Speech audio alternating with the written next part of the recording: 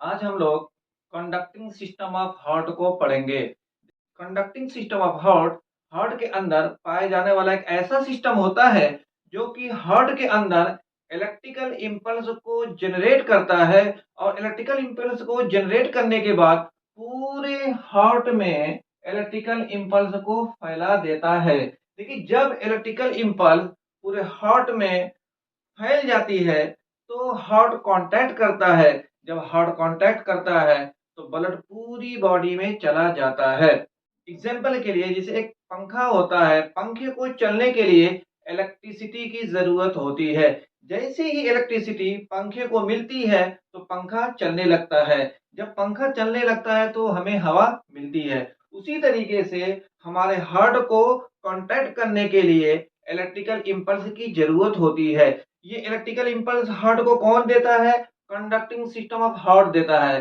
Conducting system of heart कहाँ पे होता है? Conducting system of heart heart के अंदर पाए जाने वाला सिस्टम होता है। कंडक्टिंग सिस्टम ऑफ हार्ट एक स्पेशलाइज्ड कार्डियक मसल्स फाइबर का बना होता है। कंडक्टिंग सिस्टम ऑफ हार्ट के मेनली 4 पार्ट होते हैं। Number 1 SA node, number 2 AV node, number 3 bundle of His, number 4 Purkinje fibre. ये 4 पार्ट आपस में मिल करके हार्ट के अंदर इम्पल्स को जनरेट करते हैं। हार्ट के अंदर इम्पल्स को जनरेट करने के बाद पूरे हार्ट में इम्पल्स को फैला देते हैं। जब हार्ट को इम्पल्स मिल जाती है तो हार्ट हमारा कांटेक्ट करता है। जब हार्ट कांटेक्ट करता है तो ब्लड पूरी बॉडी में चला जाता है। Number 1 SA node. SA node को साइनो एटियल नोड भी कहते हैं। देखिए, एसए नोड को natural pacemaker of heart कहते हैं। देखिए, एसए नोड को natural pacemaker of heart क्यों कहते हैं? देखिए, क्योंकि एसए नोड हार्ट के अंदर खुद इम्पल्स को जनरेट करता है, इसलिए एसए नोड को natural pacemaker of heart कहते हैं। एसए नोड 1 मिनट में 70 टू 75 इम्पल्स जनरेट करती है। सबसे ज्यादा इम्पल्स एसए नोड जनरेट करती है। एसए नोड राइट एटियम के अपर पार्ट में, जहां सुपीरियर वेना केवा इंटर होती है, उसके नीचे एसए नोड प्रेजेंट रहती है। हार्ट है, ये राइट एटियम है, ये राइट एटियम का लोअर पार्ट है, ये राइट एटियम का अपर पार्ट है, ये सुपेरियर वेना केवा है। ठीक है, ये सुपेरियर वेना केवा यहाँ राइट एटियम के अपर पार्ट में यहाँ पर इंटर करती है। देखिए, ये क्या है? यस्से नोड है। तो यस्से नोड राइट एटियम के अपर पार्ट में जहां पे सुपेरियर वेना केवा इंटर करती है, उसके जस्ट नीचे यस्से नोड पाई जाती है। देखिए, एसए नोड इम्पल्स को बनाने के बाद राइट एटियम और लेफ्ट एटियम में दे देती है। देखिए, जब इम्पल्स राइट एटियम में आती है तो राइट एटियम कांटेक्ट करता है। जब राइट एटियम कांटेक्ट करता है तो ब्लड राइट एटियम से राइट वेंट्रिकल में जाता है। उसी तरीके से जब लेफ्ट एटियम जब एसए नोड इम्पल्स को लेफ्ट एटियम में दे देती है तो ये लेफ्ट एटियम कांटेक्ट करता है। जब लेफ्ट एटियम कांटेक्ट करता है तो ब्लड लेफ्ट एटियम से लेफ्ट वेंट्रिकल में आता है। एसए नोड इलेक्ट्रिकल इम्पल्स को एवी नोड को दे देती है। देखिए, ये एसए नोड है, ये एवी नोड है। तो एसए नोड इम्पल्स को बनाने के बाद एवी नोड को दे देती है। एसए नोड इम्पल्स को एवी नोड को इंटरनोडल फाइबर के थ्रू देती है। ये देखिए, ये इंटरनोडल फाइबर है। इस इंटरनोडल फाइबर के थ्रू एसए नोड इम्पल्स को एवी नोड को दे देती है। Number 2 AV node. देखिए, एवी नोड को एट्रियोवेंट्रिकुलर नोड भी कहते हैं। AV node interatrial septum के लोअर पार्ट में प्रेजेंट रहती है। ये देखिए, ये इंटर एट्रियल सेप्टम है, ये इंटर एट्रियल सेप्टम का अपर पार्ट है, ये इंटर एट्रियल सेप्टम का लोअर पार्ट है। ये एवी नोड है। तो AV node interatrial septum के लोअर पार्ट में प्रेजेंट होती है। देखिए, एवी नोड 1 मिनट में 40 टू 60 इम्पल्स जनरेट करती है।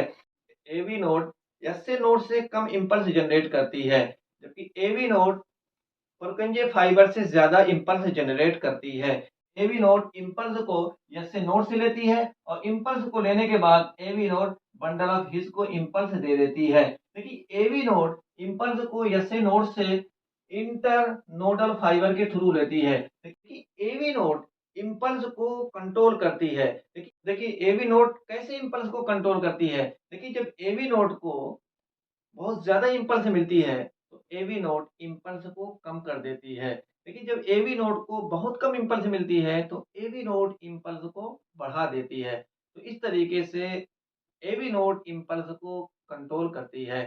देखिए एवी नोड को second pacemaker of heart भी कहते हैं। एवी नोड को second pacemaker of heart क्यों कहते हैं? एवी नोड को second pacemaker of heart इसलिए कहते हैं क्योंकि जब एसए नोड किसी वजह से खराब हो जाती है, तो उस कंडीशन में एवी नोड इम्पल्स को जनरेट कर सकती है। लेकिन एवी नोड एसए नोड के कंपेयर में कम इम्पल्स जनरेट करती है। Number third, bundle of His. Bundle of His को एट्रियोवेंट्रिकुलर बंडल या एवी बंडल भी कहते हैं। Bundle of His AV node से निकलती है। देखिए ये बंडल ऑफ हिस है, ये एवी नोड है, तो bundle of His AV node से निकलती है। देखिए बंडल ऑफ हिस इम्पल्स को एवी नोड से लेती है। ये बंडल ऑफ हिस है, ये एवी नोड है, तो bundle of His AV node से इम्पल्स को लेती है। बंडल ऑफ हिस दो ब्रांच में डिवाइड हो जाता है। Number one, right bundle branches. Number दो, लेफ्ट बंडल ब्रांचेस। ये देखिए ये बंडल ऑफ हिस है, ये राइट बंडल ब्रांचेस है, तो bundle of his right bundle branches में डिवाइड हो जाता है। ये देखिए बंडल ऑफ हिस है, ये लेफ्ट बंडल ब्रांचेस है, तो bundle of His left bundle branches में डिवाइड हो जाता है। ये राइट वेंट्रिकल है, ये लेफ्ट वेंट्रिकल है। Right bundle branches right ventricle में चला जाता है और left bundle branches left ventricle में चला जाता है। Number four, Purkinje fibre. देखिए right bundle branches right ventricle में डिवाइड होकर के राइट परकुंजे फाइबर बनाता है। ये देखिए ये राइट बंडल ब्रांचेस है, ये राइट वेंट्रिकल है, तो right bundle branches right ventricle में चला जाता है और राइट वेंट्रिकल में right bundle branches right Purkinje fibre बनाता है। ये राइट परकुंजे फाइबर है। देखिए इम्पल्स बंडल ऑफ हिस से राइट बंडल ब्रांचेस में जाती है, फिर राइट बंडल ब्रांचेस से इम्पल्स राइट परकुंजे फाइबर में चली जाती है। देखिए राइट परकुंजे फाइबर से इम्पल्स पूरे राइट वेंट्रिकल में फैल जाती है। देखिए जब इम्पल्स राइट वेंट्रिकल में फैल जाती है, तो राइट वेंट्रिकल कॉन्ट्रैक्ट करता है। जब राइट वेंट्रिकल कॉन्ट्रैक्ट करता है, तो ब्लड पल्मोनरी आर्टरी के थ्रू लंग्स में चला जाता है। Left bundle branches left ventricle में डिवाइड होकर के लेफ्ट परकुंजे फाइबर बनाता है। ये left bundle branches left ventricle में ये डिवाइड होकर के ये लेफ्ट परकुंजे फाइबर बनाता है। लेफ्ट बंडल ब्रांचेस से इम्पल्सेस लेफ्ट परकुंजे फाइबर में चली जाती है। देखिए जब लेफ्ट परकुंजे फाइबर में इम्पल्स चली जाती है, तो लेफ्ट परकुंजे फाइबर से इम्पल्स पूरे लेफ्ट वेंट्रिकल में फैल जाती है। जब लेफ्ट वेंट्रिकल में इम्पल्स फैल जाती है, तो लेफ्ट वेंट्रिकल कॉन्ट्रैक्ट करता है। जब लेफ्ट वेंट्रिकल कॉन्ट्रैक्ट करता है, तो ब्लड लेफ्ट वेंट्रिकल से एओर्टा के थ्रू पूरी बॉडी में चला जाता है। एसए नोड इम्पल्स को जनरेट करता है। एसए नोड इम्पल्स को जनरेट करने के बाद राइट एट्रियम और लेफ्ट एट्रियम में इम्पल्स को फैला देता है। देखिए जब राइट एट्रियम और लेफ्ट एट्रियम में इम्पल्स फैल जाती है, तो राइट एट्रियम और लेफ्ट एट्रियम कॉन्टैक्ट करता है। जब राइट एट्रियम कॉन्टैक्ट करता है, तो ब्लड राइट एट्रियम से राइट वेंट्रिकल में चला जाता है। जब लेफ्ट एट्रियम कॉन्टैक्ट करता है, तो ब्लड लेफ्ट एट्रियम से लेफ्ट वेंट्रिकल में चला जाता है। देखिए एसए नोड राइट एट्रियम और लेफ्ट एट्रियम को इम्पल्स देने के साथ साथ एवी नोड को इम्पल्स इंटरनोडल फाइबर के थ्रू दे देता है। देखिए एवी नोड से इम्पल्स बंडल ऑफ हिस में चली जाती है। देखिए बंडल ऑफ हिस से इम्पल्स राइट बंडल ब्रांचेस में पहुंच जाती है और लेफ्ट बंडल ब्रांचेस में इम्पल्स पहुंच जाती है। देखिए राइट बंडल ब्रांचेस से इम्पल्स राइट परकुंजे फाइबर में पहुंच जाती है। देखिए राइट परकुंजे फाइबर से इम्पल्स पूरे राइट वेंट्रिकल में फैल जाती है। लेकिन जब राइट वेंट्रिकल में इम्पल्स फैल जाती है, तो राइट वेंट्रिकल कॉन्टैक्ट करता है, जिसकी वजह से ब्लड राइट वेंट्रिकल से पल्मोनरी आर्टरी के थ्रू लंग्स में चला जाता है। उसी तरीके से लेफ्ट बंडल ब्रांचेस से इम्पल्सेस लेफ्ट परकुंजे फाइबर में चली जाती है। लेकिन जब लेफ्ट परकुंजे फाइबर में इम्पल्स आ जाती है, तो लेफ्ट परकुंजे फाइबर पूरे लेफ्ट वेंट्रिकल में इम्पल्स को फैला देता है।